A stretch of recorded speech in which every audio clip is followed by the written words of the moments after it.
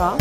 And we're going to go in 3, 2, 1, and hello, folks. Welcome to the 47th episode of G3, the show where we talk a little tech and more. Broad enough, right? Okay. So today is June 18th. I can see on my calendar, and it's the year is 2015. You know, sometimes that's the thing that really trips me up. I'm your host, Tina Chase Gilmore, and this might be a good time to tell you that we are going to record a show next week, but the week after, which is the 4th of July week holiday, we will sit that one out because we all want to have some fun. So catch us next week, but the week after, we're going to take a break. Okay. Before we start in earnest today, please allow me a moment to recognize the horrific incident that happened in Charleston, South Carolina, yesterday. 9 people were gunned down in a church. And Charleston was my hometown for 13 years. I have friends and family there now. And Charleston is, if you haven't been there, it's one of the most beautiful, welcoming, friendly cities in this country. I urge you all to go there someday.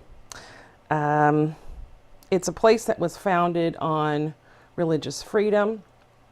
And when I first arrived in Charleston, it was a place of worship that I found comfort in and found friends, and was welcomed into the city.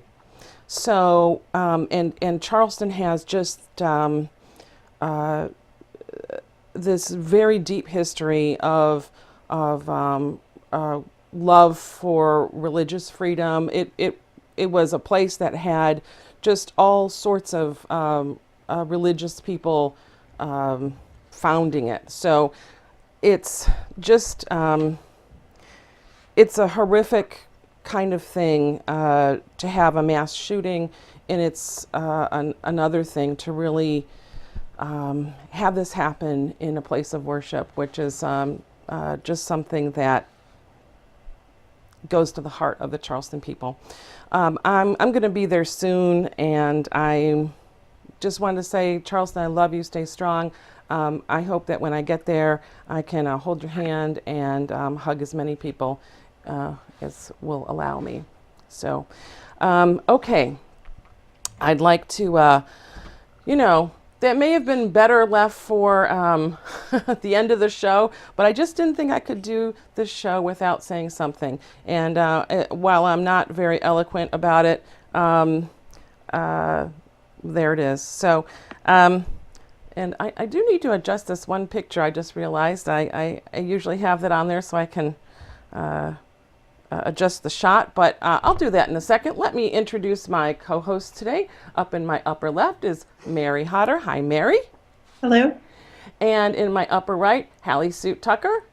Hey, hi. And welcome back to Rebecca Woodcock. Hi, Rebecca.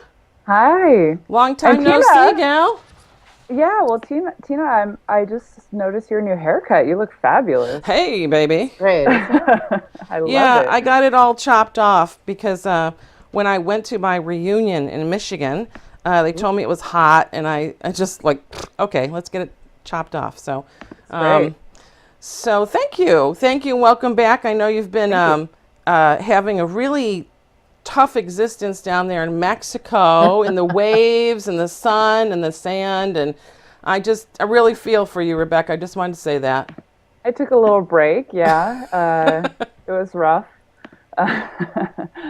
Visited my guy, who is going to be up here very soon, actually, and spending a few months up here while Yay. he... Nice. Yeah, so he, maybe you'll have a chance to see him again, just like last year when we all had our fun party at Mary's house. Ah, Right. maybe we can recreate that, huh? Yeah. I would love that. Okay, let me see if I'm going to show you a little magic right there. Boom. Okay, Okay, there you go. changed.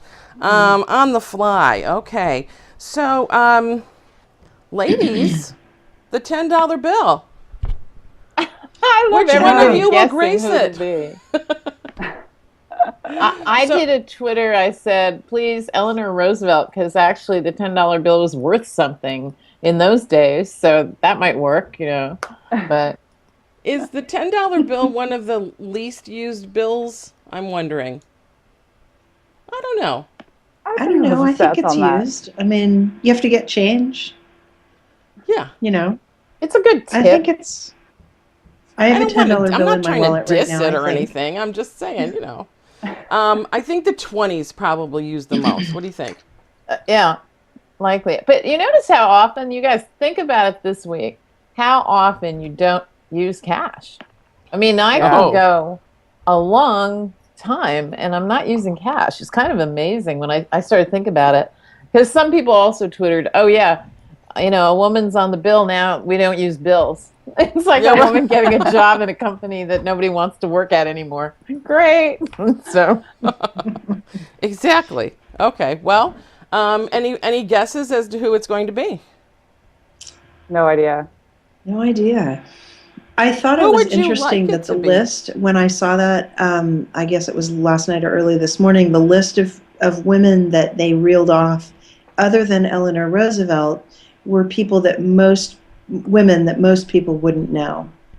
you mean women would know them or men wouldn't know them? No, they were women that most people, men or women, wouldn't really know unless they took like a women's history class, because we don't really teach women in regular history. Regular history is for men pretty much, and then you have to take a women's history class to find out about those women, and so you read through the list and it's like, okay, I know those names because I did take that class in college, but I bet you that 99% of the public, I mean, look, only 43% of the public, or whatever John Oliver said the other night, even know who, I don't know, the vice president is, or, these ridiculous stats where people don't know anybody, right? Because they're not paying attention and whatnot. And so I would guess that 99% of the public doesn't know who all those women are, except Eleanor Roosevelt, who are on the potential list. What was the list? I haven't even seen it, actually.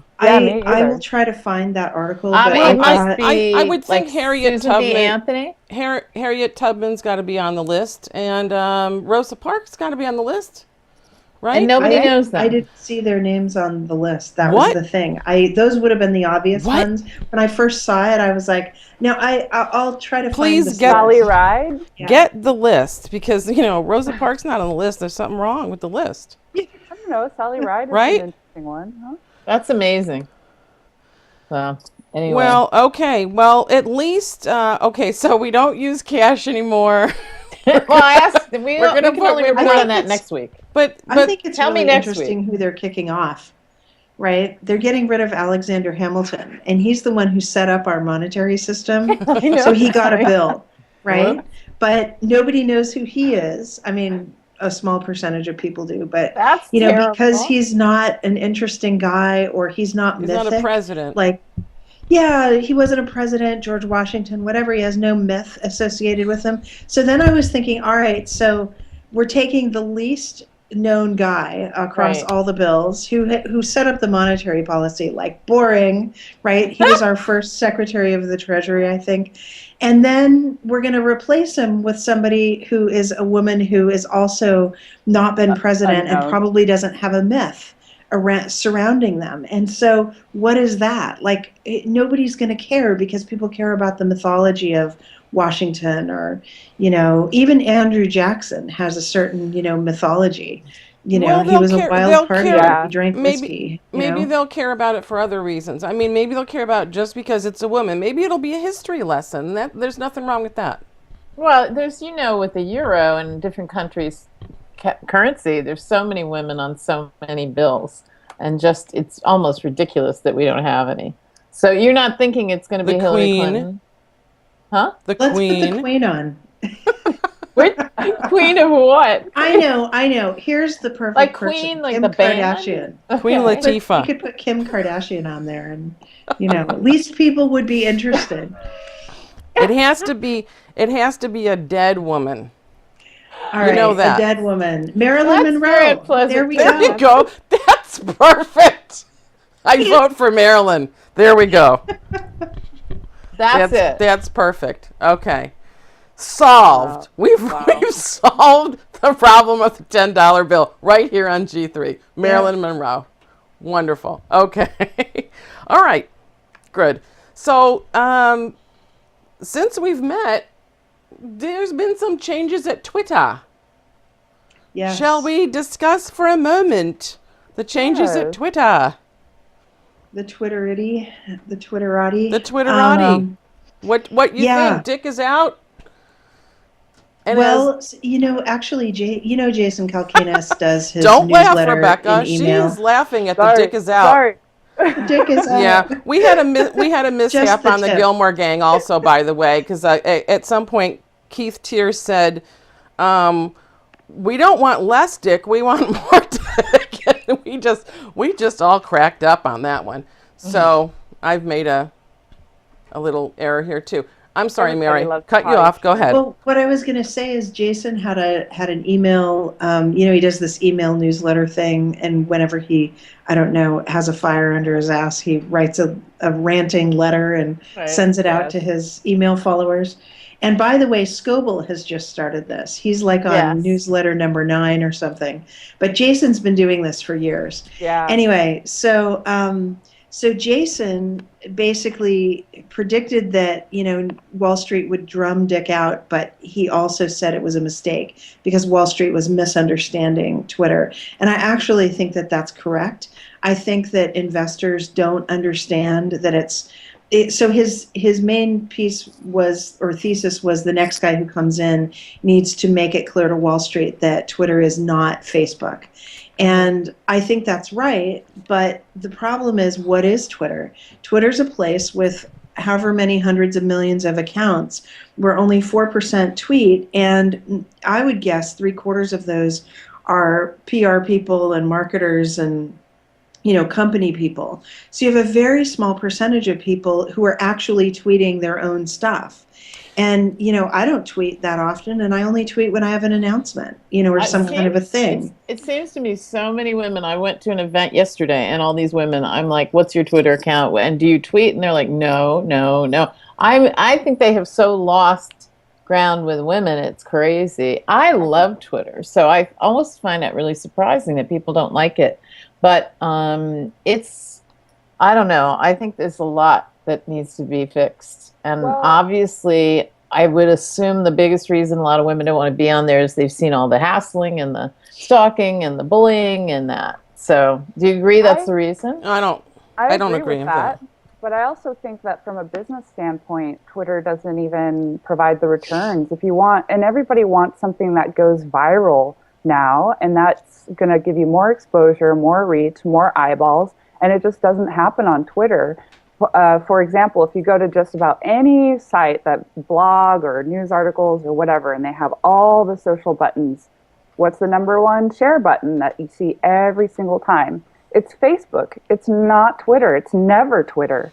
And so you just get more of that sharing aspect on Facebook, and I think everybody's migrating towards that because you can't really get that much virality through Twitter. You thought you could, but the returns really aren't there. I don't know. I'm not. On the other hand, I go because there's people like Andreessen talking about things, and there are people that have conversations that are pretty interesting, and they are absolutely right now up to the minute.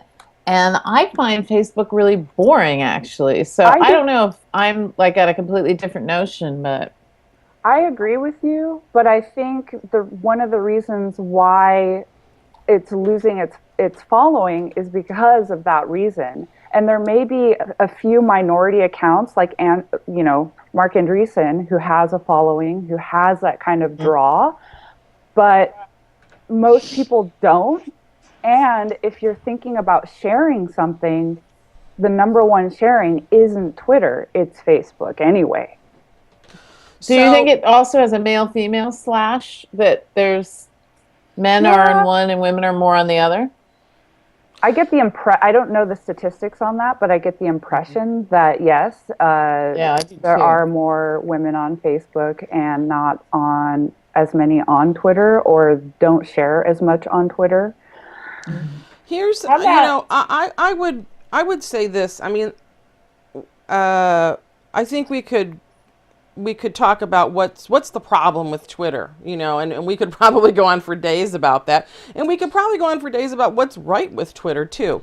But where I find this intersection of gender and Twitter and Facebook is that the average user, so I'm talking about outside of Silicon Valley, outside of the bubble, outside of the early adopters, and that's these people, us, I guess. People get on Twitter, they don't get engagement at all. They read, they see the stream. Okay. Maybe they're following. They're mostly following, famous people. Their friends aren't on it. Their friends aren't talking. If they say something, it just goes out there and it just echoes through the canyons and nothing comes back. So, what's the fun of that? And women, I think, want the engagement. Yeah, I think you're right. And the other big problem Twitter has related to that is Instagram. And Instagram has gotten that engagement because it's very visual, it's very engaging, it's very addictive to people, and they're just flocking towards that. And even if you take a Kim Kardashian who has a huge Twitter following, I think a lot of those followers are migrating towards her Instagram account. And I think that's a trend. And even I don't use Snapchat, so I don't know what's in there. But for some reason, I keep seeing and hearing that people are also doing a lot, especially young people, doing a lot. And there's a lot more marketing and engagement in Snapchat. I don't know what it's very young. I think Snapchat's really young, and Instagram is very young. Mary, what do you think about what Chris Sacca keeps writing about? I mean, is he the largest shareholder? Yeah, I don't think he's the largest shareholder. I mean, maybe his consortium is, because he bought so many shares for all those other people.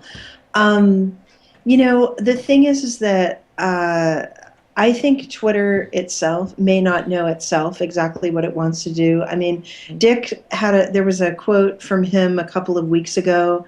I think it was when they didn't meet their earnings and their stock tumbled, along with LinkedIn and, a couple of other companies that frankly I think LinkedIn is a glorified freaking resume website. And I don't even know why. I mean, I think in the next bubble bursting, it's going to just tank out, right? And I don't predict but some people that they do will last. love it. Well, I can't stand they love it. But... I mean, it is useful. I mean, everybody puts their resumes up there, and there is a use for it. But it is not a multi-billion-dollar company. It's just like a basic utility, and so what? Anyway, so the thing about Twitter is I do think that Twitter has more value than LinkedIn, but there is this so Dick was quoted a couple of weeks ago around this issue of the low earnings and the stock tumbling and stuff, saying that we need to take these other tacks, and he had some ideas about where they should be going, and it had to do with conversation, and I mean I didn't actually fully understand it, because as a longtime Twitter user, I was just like, I didn't even see how what he was proposing was going to, shift or make them better. It didn't seem interesting to me, and it didn't even stick in my head about, why this mattered. But I mean, I honestly, my thought about it was that, they are in a state of confusion, and I think the users are too. We all understand the broadcast piece, right? You're making an announcement, you want to get something out about Twitter. Like the company that I'm working on, Village, we got posted yesterday to Product Hunt. All the people on Product Hunt who favorited us or who liked us who upvoted us, we sent them a tweet because it interfaces with Twitter, right? So Right. we're cross marketing. We're saying, here's a thank you to each individual, and then they're responding back, and we're conversing and all of that in this very public fashion. It's broadcast. Like, everybody knows how to do that. Everybody has their version of doing something like that. But what else is there? It's not really a conversational medium, except for the Mark Andreessens, who are outliers, as Rebecca said. It's not really, News? Facebook is conversation. It's Well, not a maybe it's news news, place. but I guess I don't care about knowing every single thing right at the second it happens. Like, I have other things to do in my life. I have actual work to get done. I have Right. conversations like this to have. And so, no, I'm not on Twitter right now looking for that, instant second of, whatever the latest news is. And it's just, I think Twitter overestimates our need for that constant thing. Of course, it's fun to see, like, earthquake come through, and then earthquake with a bunch Breaking of people news. in the area. It's fun, but It's not moment to essential. moment, it's not essential for me to know every single earthquake around the planet or whatever. But if And so you think on that model, if you compare Facebook, it's essential for you to see a bunch of goats running down a hill. well, but I The don't want bride to see who that. fell in the water. I mean, what I see mean- are my friends, including you, Hallie, post news articles. You posted some news articles, last night and today. That's useful information for me. There Okay. might be a little bit of discussion. Let me tell you, the coolest Facebook discussion I've had in a long time happened in the last couple of days. So Virginia Postrel, who's an amazing academic, posted about Silicon Valley, the TV show, and Dan Lyons. Dan hops in, and Dan and I get into this discussion back and forth about the pieces in 2 episodes back that were not realistic. So they had the data center in the garage, and they I just had this haven't roll seen down it. door. But I know And- Dan. Well, Dan and I, so he's like, I fought for it because we knew it wasn't realistic, but I was overruled. And, Ah. we discussed these different things about what was realistic, but that most of the show is really spot on. But there we are having an actual conversation. First of all, there's not enough room in Twitter to have detailed out what was the problem and then That's talk true. through it with him. That's true. And then, the fact that we could do that reply thing. And so there's the main conversation, and then there's this long thread between him Right. and me talking through. And it's like, he's the head writer for the show. Like, it's cool. He's not it's a head fun. writer, but he's Oh, he's one of the not the many head writer? writers. Oh, I thought he was. not the head, Well, he no. wrote the episode that we I were mean, talking I interviewed him last year, and he lives right here. He lives near us. Yeah. So Anyway, it was very fun. And yeah, he's Facebook great, and he's a facilitated good, that, good and writer. He Twitter was the head writer for that episode. He I was the think head you would- writer for that episode. Yeah, But yeah. Twitter would not have facilitated that conversation.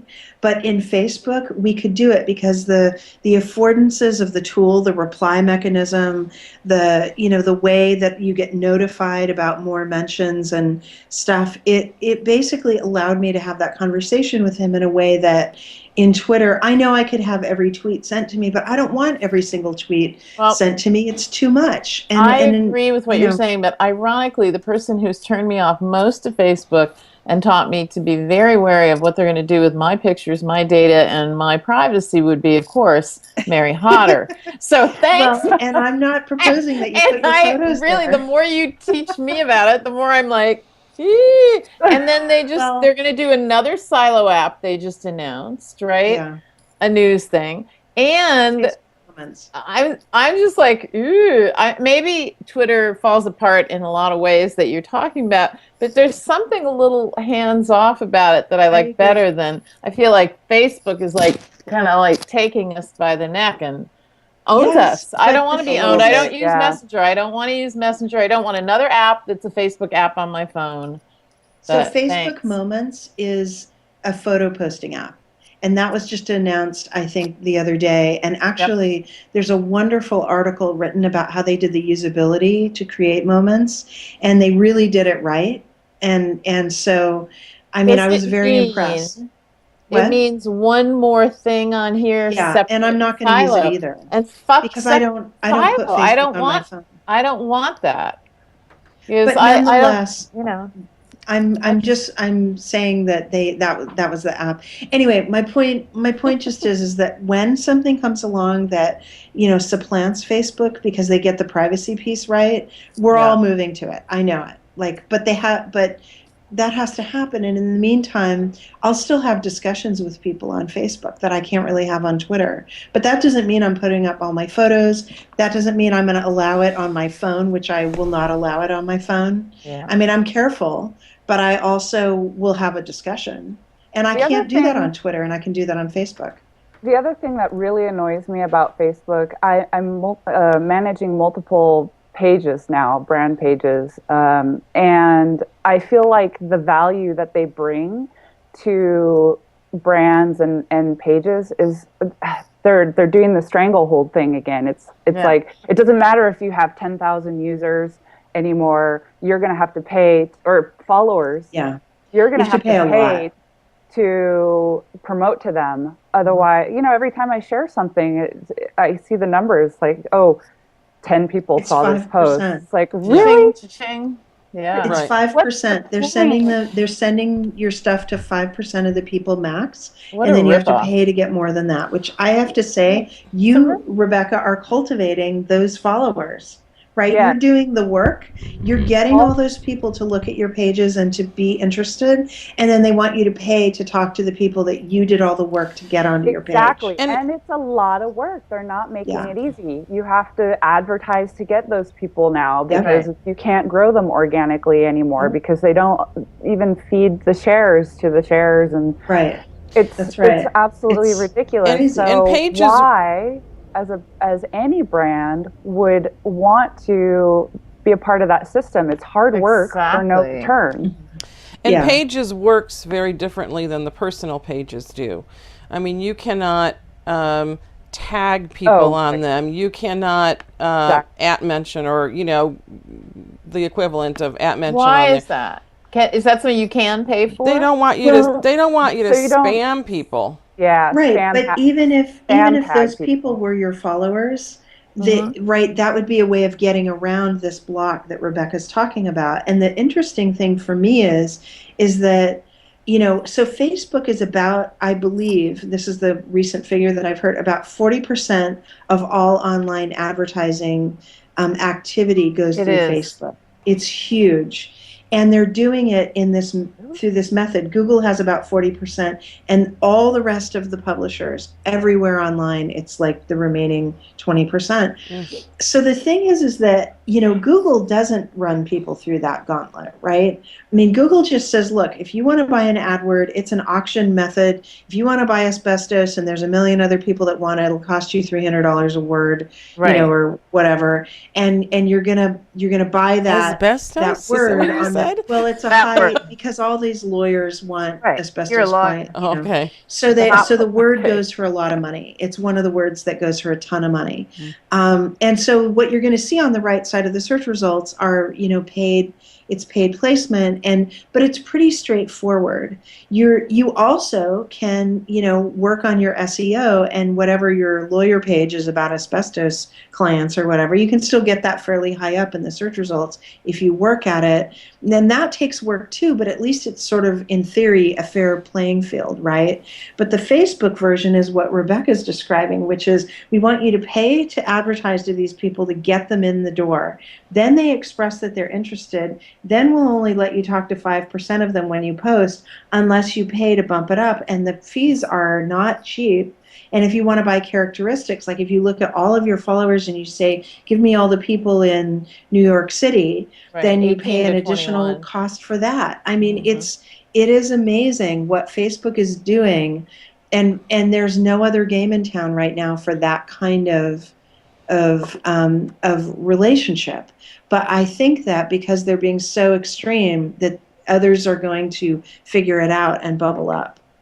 So I just did an experiment with Instagram.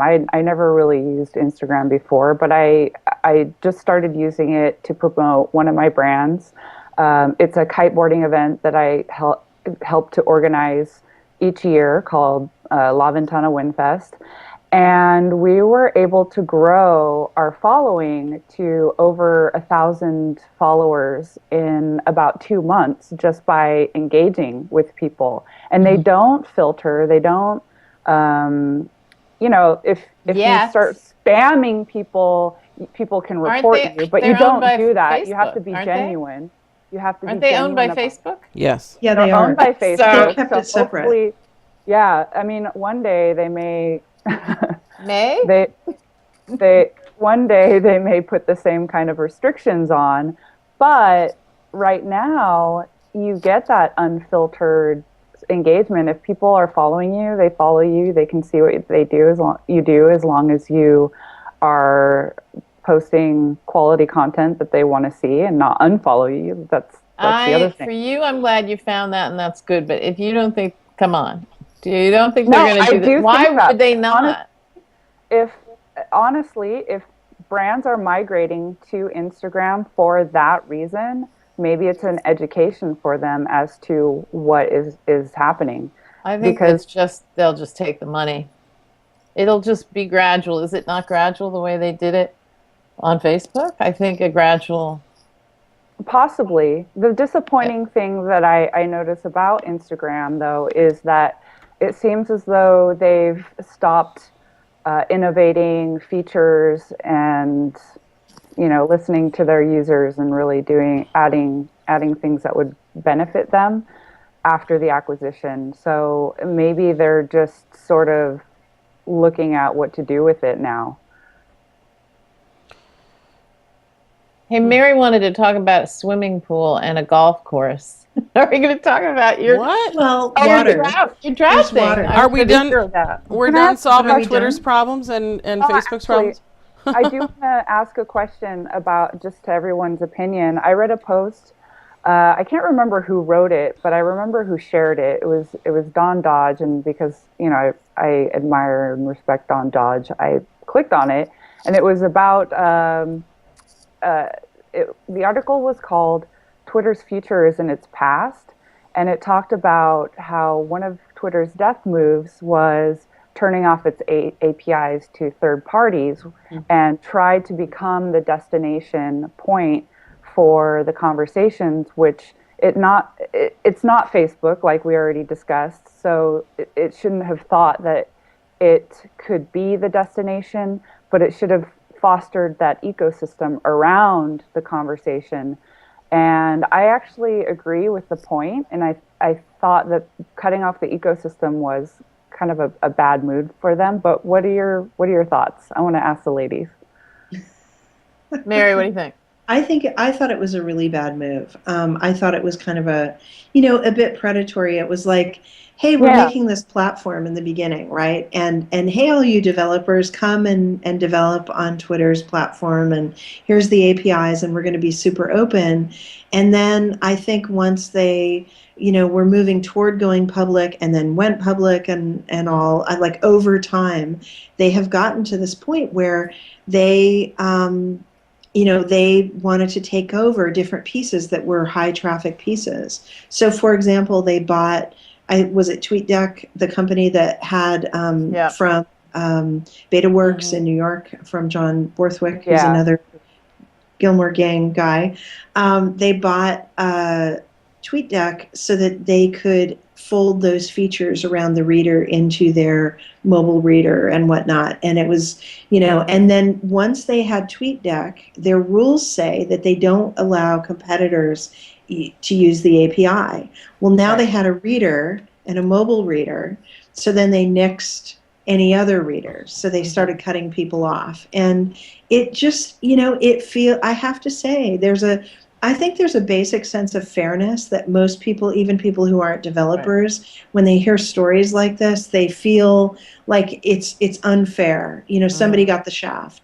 And so it causes, bad feeling towards the company. And I think that has evolved over time. Certainly Facebook's done it too, similar kinds of things. They used to have a big apps marketplace, and many more developers were building apps, and they did the same thing. They've tried to take over sections that mattered to their particular platform and business and own it for themselves. And so I think it's a problem with Twitter, and I think Twitter has suffered more for it.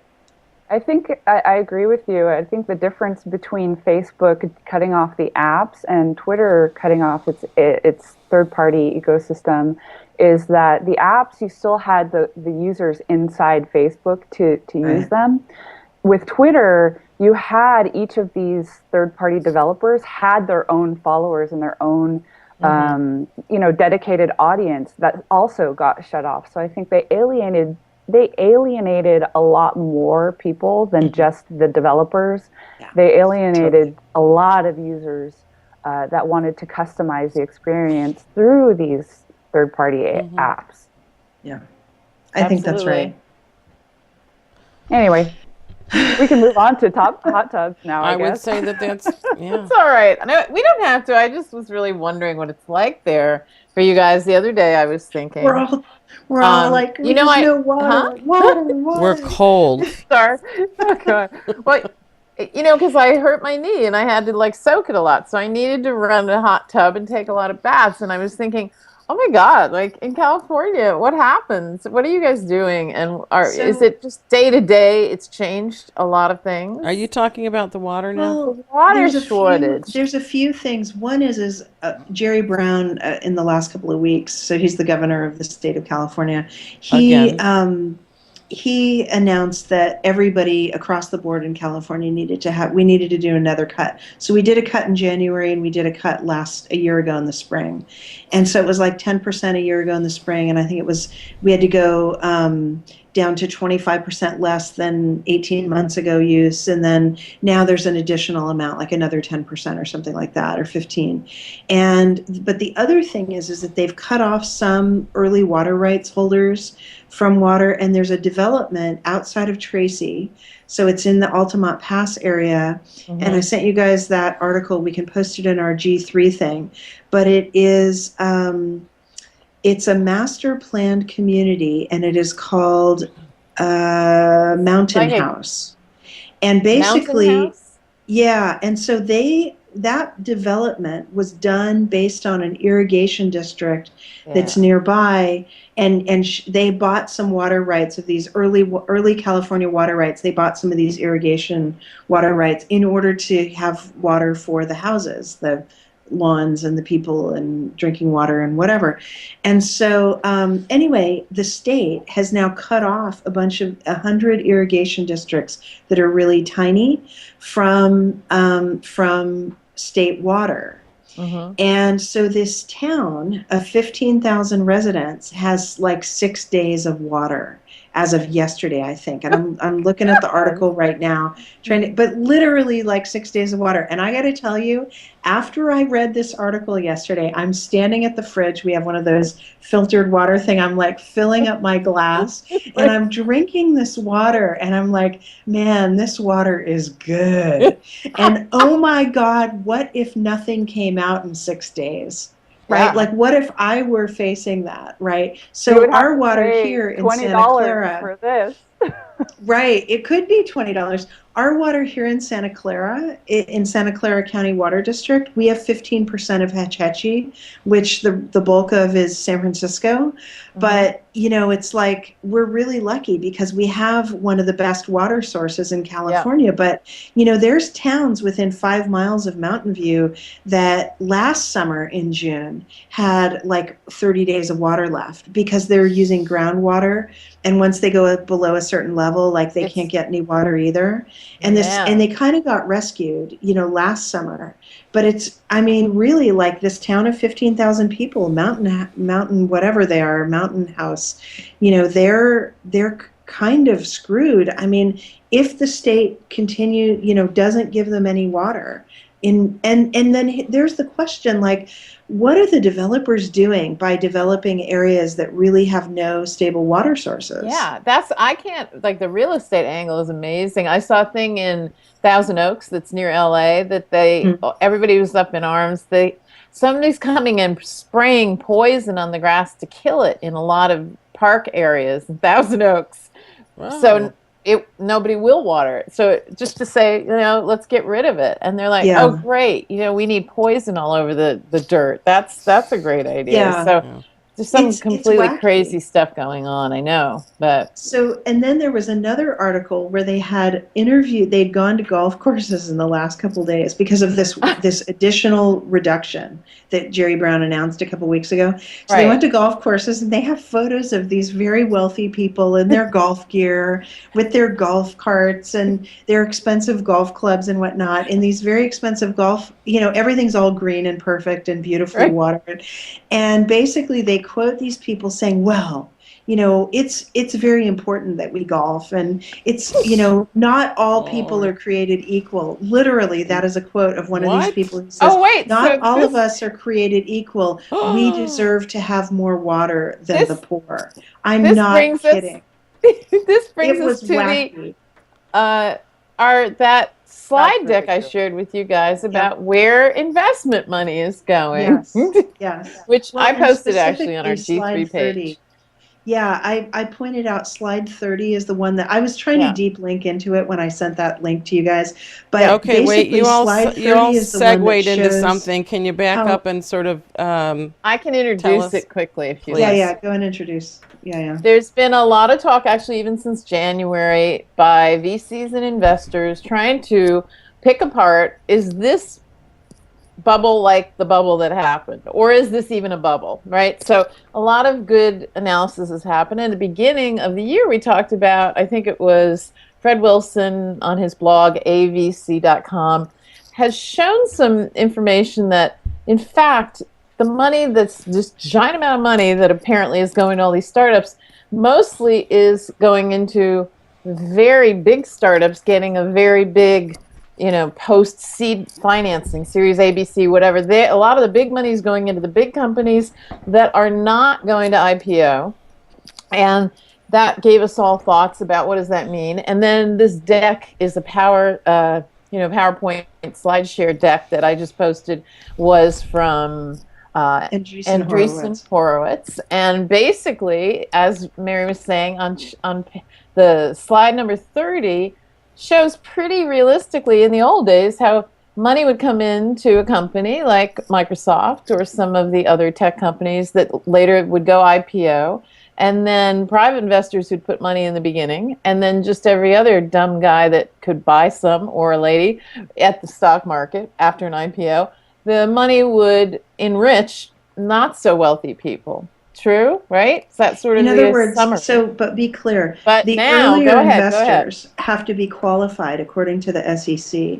And basically what that means is that they have to have a large net worth in order to do these early investments, the private money that comes into venture capital and private equity firms, as well as if you're going to directly invest in a startup. So those are pretty wealthy people. They're part of the 1% usually, and they're investing in these companies. But at the point where the company is ready to IPO, it goes out to the stock market, and then anybody, dumb or not, can buy a share of Microsoft. And if the stock goes up, then they participate in the wealth creation that happens there. And so interestingly, as you go in time-wise, so the slide, the link's on our G3 thing on the Facebook thing, so you can go look at it. But so the earlier companies have a split between private returns. So the actual return on the investment that comes back to the private investors is big, but then there's a huge market return to individual investors who would go, and you don't have to be qualified, you could just buy the shares, and then you would see a return. As you go through the last 30 years, the last, say, 10 years of companies have almost all the return going to those very wealthy 1% private investors, and very, very little coming back to the public markets. Because by the time they IPO, even if their shares go up, the vast majority of the overall amount of money goes back to the private investors who have stock, who sell to those in those public markets, versus the returns that go to just individual lower net worth investors.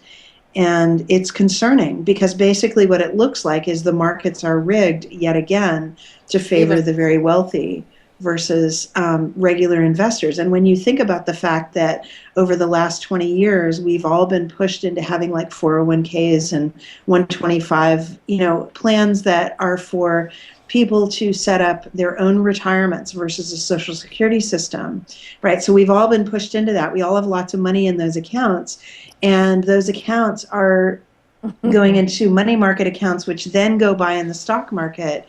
Basically, the middle class is getting squeezed in a number of, like, I could go buy an individual share, but I also have money in 401ks, and then it goes to the stock market to try to increase returns. Well, I have to tell you that since I started working, my very first 401k is essentially, and it's like Vanguard, it's an A+ firm. Right. My 401ks are worth essentially the same over the last Right.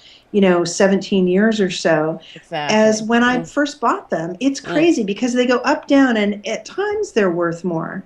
Like right now we're in an upswing, but when on our next bubble pop, it's going to go down again. And how can you retire on that? How can you plan a future on that? You can't. So to me, this stuff's all tied together. But in the interim, a but lot the of very people make rich money on that make money. Gobs of money. Yeah. And together with that, don't worry, the other article I'll post in a bit is this whole on-demand economy that everybody's going to be a freelancer that would in the morning run go off and deliver some rich person's breakfast and dinner. So we're talking about Uber-like companies. All these like on-demand the type Uberization of our society. Uber-like. The Uber-like. Well, yeah. And that if you're basically recreating like the feudal system. Like, let's go back to, France in the year 1000. I mean, there's a guy with a big castle and all the little peasants run around doing his work. And somebody on Twitter, I mentioned and sent this out, speaking of Twitter, and some girl's like, well, what's wrong with that? And I'm like, okay, wait, stop. Can we talk about why we started America? These were people who did not want to be the servants of the guy with the big castle, and they got in boats and nearly killed themselves and drowned a few times to get here and start maybe a game that wasn't rigged called the United States of America. So we're looking at it's like, Mary, I think you like that. I totally like it. I disagree with that analogy. Well, what do you think? America's like a lot of people are pissed off. They were getting a raw deal from the king and the Rochefort de the Duc de la Dudabant thing that, basically we're starving them. You understand what let them eat cake means, right? Mary Antoinette took her phone. She's like, well, I can order a fancy cake. What the fuck are they complaining about? These people out there saying we want to eat bread. Let them eat cake. It's this app. That's what we're heading for. Or we're there. Headed. Yeah. Or we're already there. Well, the or social we are. contract. No, I totally disagree with that analogy. Okay, well, go ahead. Yeah. So, I mean, all the Uber drivers, the contractors, whatever you want to call them. Well, this week that was a big contention. I don't see them as being in some sort of servitude, and in fact, it's a situation that a lot of them like because it allows them freedom. And, of not having to be a full-time employee, which actually, there's an interesting conflict here between the people who like that kind of environment and then those who are entitled. I feel like the ones who are like the taxi drivers in the Uber example, right? Or other people who are complaining about the loss of jobs. I feel like there's a certain entitlement that people have around that. Like they have to be given this sort of thing, and then they're not subject to capitalism where they have to outperform their competition or provide a better service or be just better. And it's a problem I have with a lot of these type of unionized industries where they don't progress, they don't innovate, they actually don't create a better experience for the customer. And when a company comes along and provides a better service or drivers provide a better service, they are frustrated because they have this entitlement, like this should be mine. And Okay, so wait. so I feel like I'm worried that like you actually might be a Republican, and if that's the case, we're gonna just have to kill you, okay? But we like my you. God, Hallie. But ready for this? Let's just think about this idea. So if we have these fabulous apps where, say, for instance, you could get tutoring in English, and you have an English teacher, she would be a union person, an American teacher in the U.S., right? But then you got a great app where you could get 20 tutors from anywhere in the world. And because when you have that kind of competition and somebody's willing from whatever, a country where they speak English, maybe New Zealand, they say, well, I'm happy to do an hour teaching English for some rate that's a lot lower than ours, maybe, right? And so the potential for whether the teacher here, let's say she's a teacher in Boston, or a teacher in New Zealand, or a teacher in China, or a teacher in a place where the cost of living is next to nothing, you've just invited all those people to compete for American jobs. And it's probably going to be the case that an American can't compete on price for those jobs. It's not that it was quality. Maybe the Boston teacher is a great quality, but somebody doesn't want to pay $25 an hour. They want to pay $12 an hour or $5 an hour. And so you're okay with that happening? Because that guts jobs for Americans, potentially.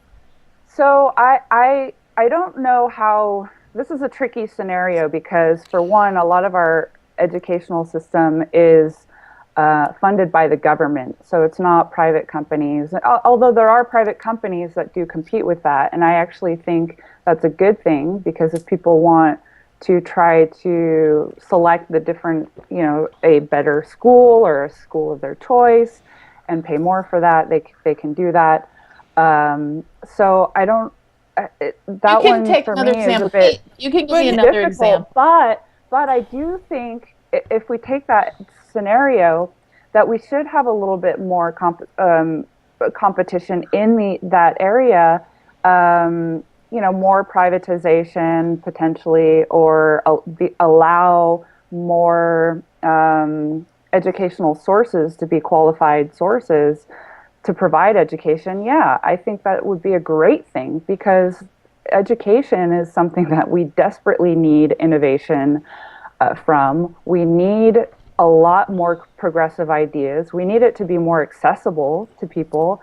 And yeah, if the problem is getting quality education for a price that you can afford, I think we have a huge problem in this country around that. And if it ends up gutting all the costs, all the teachers that are Americans, that's okay with you. Because if an Indian, this is happening in programming, Indian programmer, Chinese programmer, Lithuanian programmer, a lot of programmers working for very little. How does that But Hallie, work? isn't that Now happening you sound like a Republican. Hallie, isn't that happening with our goods also? I mean, where are our clothes made? If our clothes if the fabric and the manufacturing is done in China or India or elsewhere, aren't you, by that logic, you're taking that work away from an American, perhaps? I'm taking that work if I'm the Chinese worker who's making nothing, who mostly are women, may I mention. I know I'm taking it from where it used to be. Textiles used to be in the South. There used to be companies there. Yeah. So but this is what I'm saying, is that it's not just, we're not just talking about this sector and the technology sector. Right. We're talking about I'm talking go manufacture, all anything in the rest of the world, and you are taking jobs away from Americans, if you will. And By the way, I'm not in just favor for the of that. record- And if what this article I'll post says, if the leadership in this country of smart people starting new companies, all they're doing is saying this is the new Uber for X, whatever, and figuring out ways to basically lose jobs and labor in our country, why aren't they doing something that improves our country and creates jobs here? So I really should let you guys read it, and we could talk about it again. Yeah. And it's called, what's it called? Servitude Bubble. It's the bubble. It was written. But I don't understand the how you connect losing jobs to Uber, because all the drivers are within the U.S. I think it's what I'm talking serving about the is US. I mean, it's on-demand jobs, right? So on-demand jobs mean you basically have like a little auction of available jobs, and people get certain hours. They don't have a full-time job where they get paid benefits and full-time wages and can count on that. I don't know many people who have a on-demand mortgage. Most people, their phone bill and their mortgage, the people who want the money at the end of the month don't really want to say, well, you only work 3 days this month, so just prorate it. Just send us a little bit.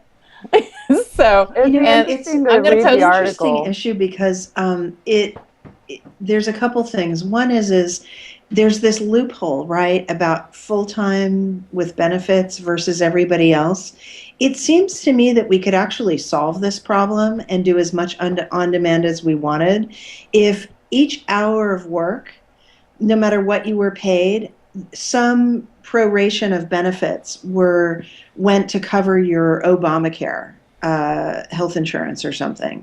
In other words, if we de-incentivized companies from not wanting to have full-time workers, because of the benefits that come along with it or the requirements, if we just simply said, look, for every hour you hire someone, you have to cover an hour of their benefits out of a month's worth of pay, do right? people want to do that? That might solve this piece of it around, not wanting to have people more than 30 hours a week, because that tips you into having to pay for somebody's Obamacare stuff if you have more than 50 employees. So that could, in theory, fix that piece.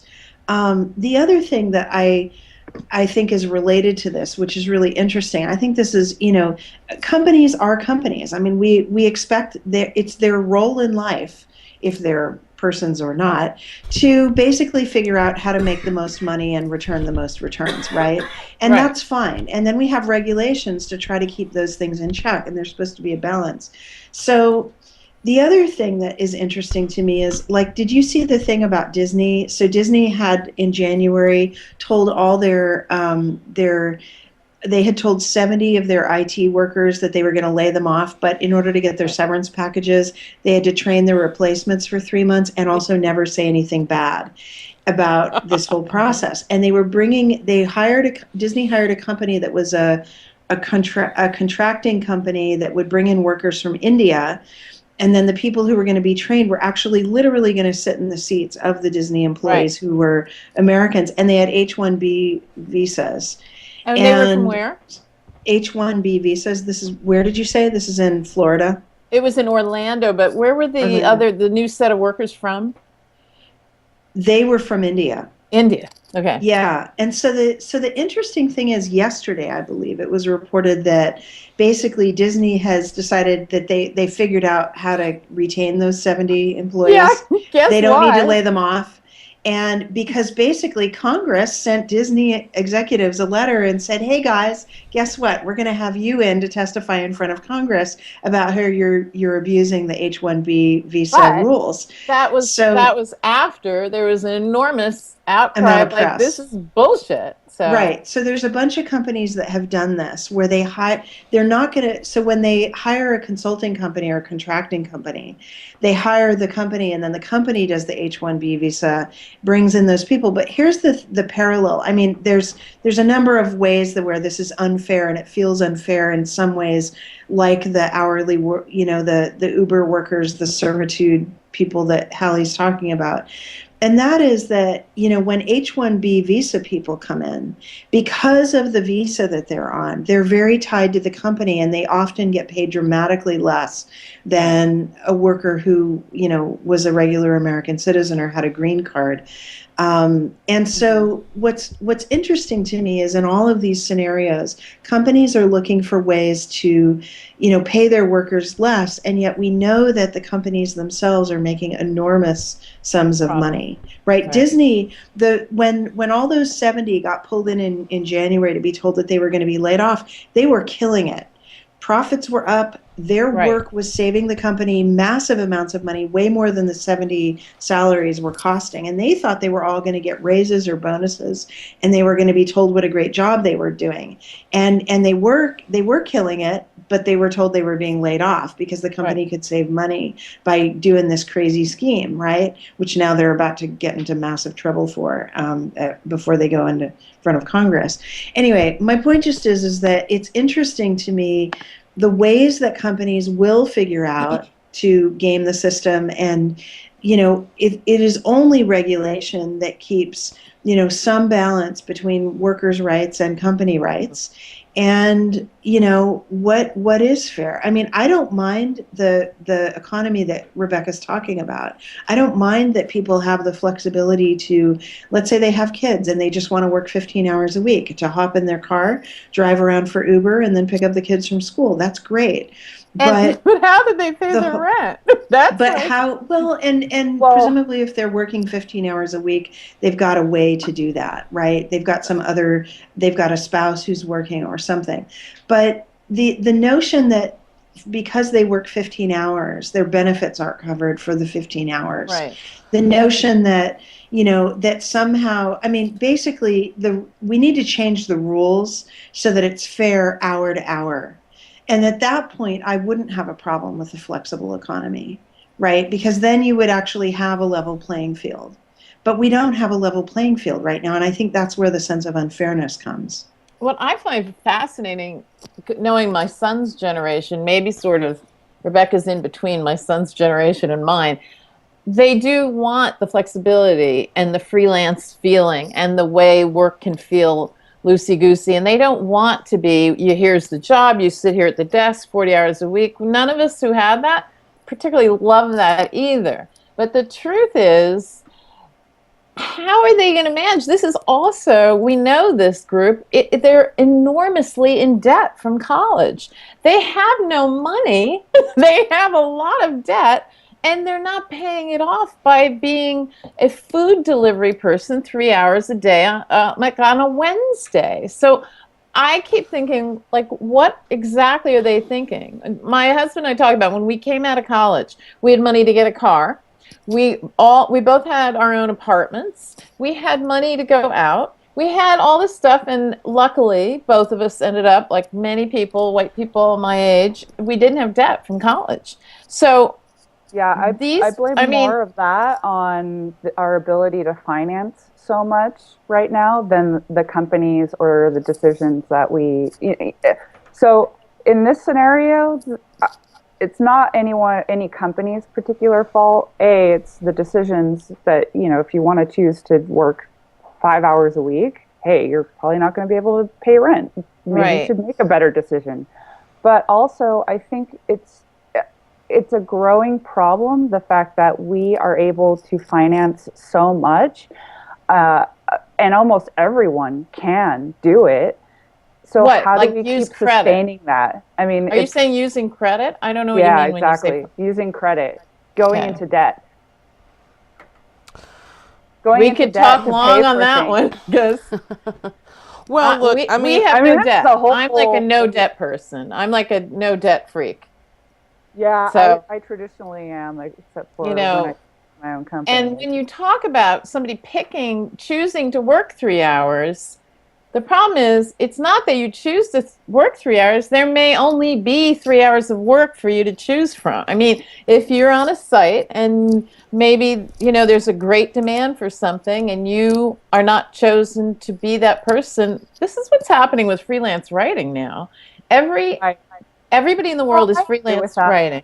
Huh? But I agree with that, but you can't create demand where there isn't demand. I mean, I just Well, don't you could, I pure think, victim mentality where you have to take a little bit more action if those are your problems, and stop blaming the companies. I don't know. Wait, That's just what action can you take if somebody's running a publication where they're grabbing other stuff people wrote elsewhere and just using it for free? What action can you Yeah. take to be paid if there's available pool of and I see this as a writer because this happened at the Globe all the time, that there's 50,000 people who will write for free and you're a person who expects to be paid to write. How's that work? I mean, I know that's a terrible scenario, it's and called, no, there. That's how unions started. And the idea that there would be a loyalty to American workers to improve the country we're in instead of I mean, I don't want to sound racist. I'm just saying when we become somebody who is bidding in an auction against the whole world, that's what the apps enable a great deal of the whole world to compete for the same business. And somebody we employ it and we support it when we hire programmers, for instance, in startups that are from other countries where their cost of living is next to zero. We're taking jobs away from programmers in the United States. We are. And we're making... Yeah. Am I wrong? I mean, the thing that is interesting is that you can We're a capitalist society, though. we are. We go after we're, the dollar. We're definitely a capitalist We have society. I mean, we're going to have to change that if you want people to not go after the the lower cost manufacturing or the and we're also there. This is becoming sort of a worldwide economy. I think we're sort of in the throes of the very beginning stages of it, and that you saw doesn't feel great in some respects, and in other respects, maybe things are going to shift around eventually where it's more comfortable. And there is a very, very large group of people with not a lot of money and a very tiny group of people that live right near you that probably use a little more water than all you guys who have a zillion dollars. But yeah. All I'll say, I just want to say, did you watch what happened with the trade agreement? And did you read the Robert Reich piece against... He was very much against, and you have biggest friend of Obama ever, Nancy Pelosi, saying, like they all pulled out on Obama wanting to do the trade agreement. And part of it was Robert Reich, and I'll put it on our page, wrote a very good piece about how many more visas do you want to give to people that will compete and take away American jobs. So, and Robert Reich is like so liberal and pro, well, anyway, you got to read it. Labor. Yeah. And he certainly he's isn't the former Secretary of Labor. Right. He certainly isn't racist and doesn't want to encourage other people to be in this country. But this trade bill that just went down in flames was interesting. I'm going to put something up on it. Sorry.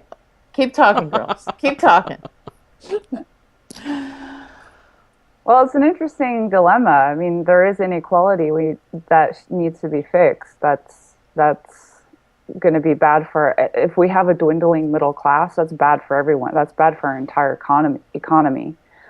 How it's fixed, I don't necessarily agree that we need to force companies to hire all full-time employees, or there may be some middle ground, but I don't think it's black or white. I think it's a little bit of shades of gray that we need to incorporate, and I don't think either one is the right. I think maybe Uber, Uber, Uber and Uber-like companies, would feel better to us when our economy is booming, and when being an Uber driver or an Uber-like driver means that you're just it's a second or third gig, and you're pulling in a couple more bucks because you want to take a vacation or something. Then what Hallie's talking about is like actually trying to make a living at it. I don't know. Yeah, I mean, from a user standpoint, I think it's been great. It's actually created a lot more accessibility. for people to travel around without having to own a car or use gas or their own, their own resources. And Hallie, are you using just Uber? made it. I do. I will Okay. confess I do. But that's also because I'm an anti-car person, and I think that's another change we're seeing. Well, I've stopped using Uber for another reason because I think they need to regulate their drivers a little bit better, but and their customer service sucks. So I think they could be doing better, but I'll tell you what, kids are using Uber a whole lot, especially in an urban environment. Yep. And kids are becoming sort of late to license or even have an interest in driving, which to me is very foreign. Coming from Detroit, it's like, Right. the first thing that we did on our birthday, on our 16th birthday, we were out of school and we were at the DMV getting our driver's license. I mean, that was really important. And Uber has changed the complexion of that. We here in San Francisco and around San Francisco, we've got really great public transportation, which is available, and that in and of itself is a great thing. But add Uber into that, and kids are, they're like, what do I need to drive for? yeah, exactly. Yeah. And honestly, from an employee standpoint, I think it offers a lot of choices. I don't know any single driver in San Francisco anymore that only drives for one Service. service. They Yeah. all are Uber, Lyft, taxi. They do it And all the taxis And are so- Uber drivers also. all of them. No one is loyal. And I think that is also an interesting dynamic, is that they don't have to be loyal to a company, that they're actually, you see cars driving around, they have the sidecar thing, the little pink mustache for Lyft, and the Uber thing, and they're doing it all. I think Lyft is getting rid of their pink mustache, though. Are they not? So what I've seen lately is they have it's like a lighted pink mustache about this size Oh. that sits on their dashboard. So if you want that one, you can put the I little never pink understood mustache on your dash. what the mustache. How did that come? What does that have to do with Lyft, and how did it come about? Was this supposed to look like a chauffeur or something arriving? I don't know. Oh, that's okay. I mean, it never looked like that to me. It I don't looked know. like something really seriously creepy. I buy that, but I could never put the two together. So that's just me. Yeah. All right. Grand well, fail. does anybody know when we started? Because About 5 hours ago. okay, let's wrap this baby up. Okay. So yeah, we started late because we had a weird audio thing with Mary. Technical glitch. I don't know what time we started, so we're gonna end this one. Again, we will we'll be back next week, but the week of July 4th, we will be celebrating July 4th, red, white, and blue. Thank you to Ustream, who provides streaming and recording services for G3 and the Gilmore Gang. The Gilmore Gang this week will not be recording tomorrow on Friday at the usual time, but we'll be recording at the time that we usually release the show on Saturday at 10. So you'll get to see Gilmore Gang live at 10 o'clock West Coast time, Pacific time on Saturday.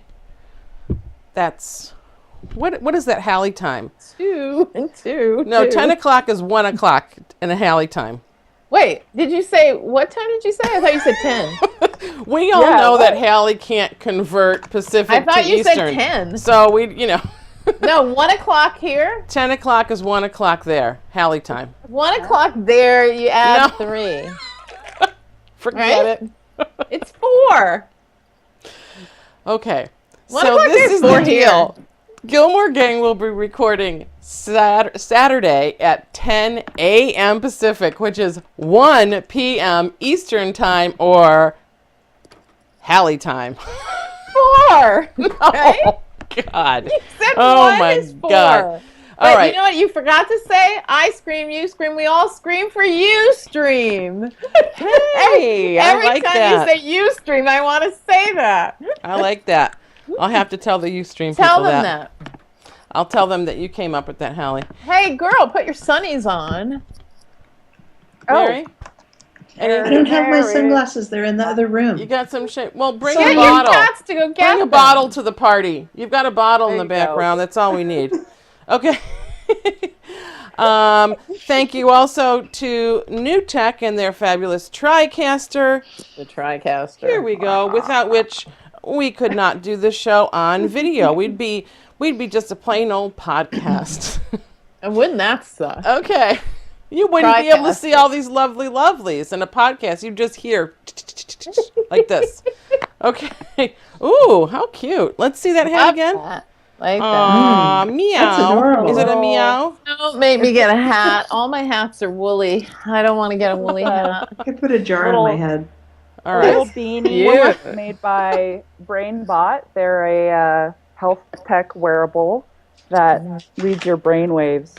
So Here we go. little plug to BrainBot there. BrainBot. Yes. I'll put a Very- stack of devices on my head. How about that? That really sucks, Mary. Okay. I got my Kindle. And then- Wearable tech. oh my god. Kindle's in the other room. You You guys. guys need a beach book? I got a great beach book. Yeah. It's all about Nantucket. What is it? What is Let's it see. again? The rumor. Ooh. All her books, every book is about Nantucket. She puts a new one out every summer. Wow. It's Ellen Hildebrand. Ellen. ELIN. Yeah. That's a marketing plan. All Good right. beach book. That sounds good. That Start sounds from like the beginning though. There's if a whole I bunch. had There's if I earlier had ones. any kind of heat on me at all, let me just explain something to people. San Francisco. This is really complicated.